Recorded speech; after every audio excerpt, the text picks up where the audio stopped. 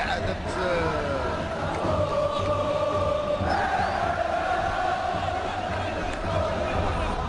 تنفيذ الركنية. جمال ضروري يشحن اللاعبين، وأكيد بأنه توجيه.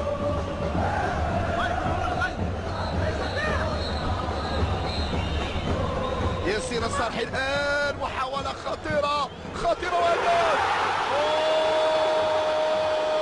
يا ودي ممتاز يا ودي، خرجت بالزجاجة. الودي بعد مرحلة فراغ يعود من بوابة النجم الساحل التونسي ويسجل هدف. سعيد لرؤية الودي يعود، لأنه كان سيكون مشروع لاعب متضرر، خصوصا كما قلت بأن الودي كان لا يدخل من العقيدة التقنية.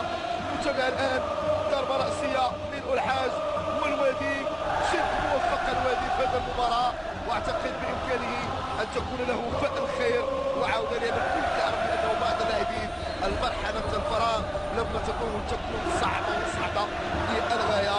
نتابع هدف جميل، الودي نصب نفسه نجم في 15 دقيقة و20 دقيقة. أكيد بأنه سيظل ممتن لفتح جمال، لأن الكل كيعرف هذه المرحلة هي مرحلة نفسية ضيع الوقت، لأن هذه مباراة سرعة ممتازة الآن من جبيرة في اتجاه الودي. الودي يمرر في اتجاه ياسين الصالحي. ياسين الصالحي ممتازة بنسا ممتازة.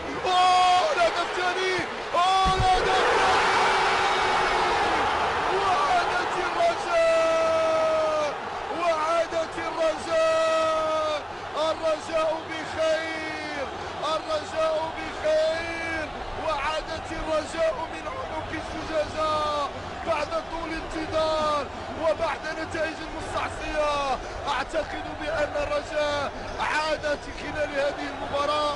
قلت يجب أن تريدونها، ويجب أن تكون إن شاء الله بطبيعة الحال، يجب أن تكون أحسن مباراة في الموسم لإنقاذ ما ضاع، وبالتالي حفظا لماء وجه الرجاء البيضاوي. أوساغونا يسجل الهدف الثاني. قلت بأنها ظرفية حساسة. وصفة فتح جمال يمكن أن تكون وصفة ناجحة، وهذا ما حقق خلال هذه المباراة، وهذا ما يسمى بالنسبة للاعبي فريق الرجاء.